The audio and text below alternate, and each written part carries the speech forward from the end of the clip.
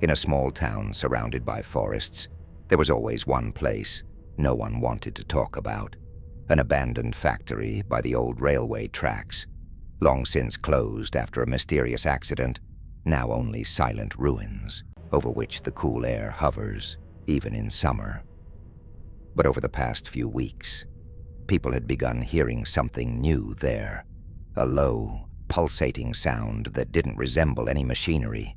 It sounded more like breathing.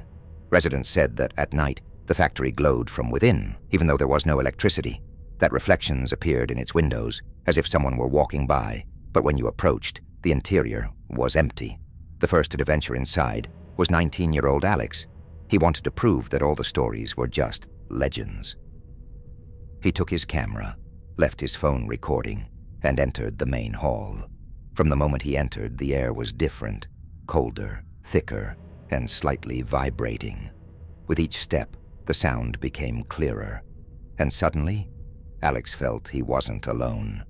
He couldn't see anyone, but he could feel movement, as if something were moving right next to him, silently, invisibly. As he aimed the camera at the end of the hall, the image began to shimmer. There were static flashes, as if reality itself were being distorted. For a moment he saw a shape, not a silhouette, more a shadow, an echo of something that should have been on the other side of the wall. Then the light flickered. The entire hall shuddered, and Alex heard something that sounded like a voice, but not human.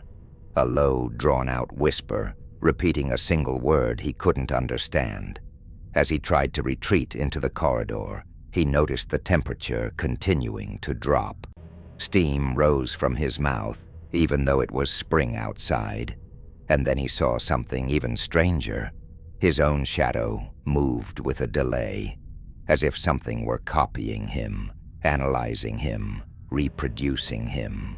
At one point, the corridor split for a second, as if the world's image had shattered. Two realities overlapped, one familiar, the other blurry, darker, with pulsating worlds in the background.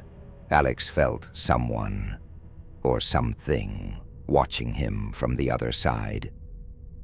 The sound suddenly stopped. The entire factory fell into dead silence, and then the echo of footsteps appeared, perfectly synchronized with his own, until finally, the footstep he hadn't taken sounded right behind him. Alex didn't turn around. He ran out of the hall, and the camera recorded only one thing: the still pulsating light inside, and a shadow that lingered in the doorway a little too long, as if hesitant to follow him. Since then, the factory has been silent again. No lights, no sounds.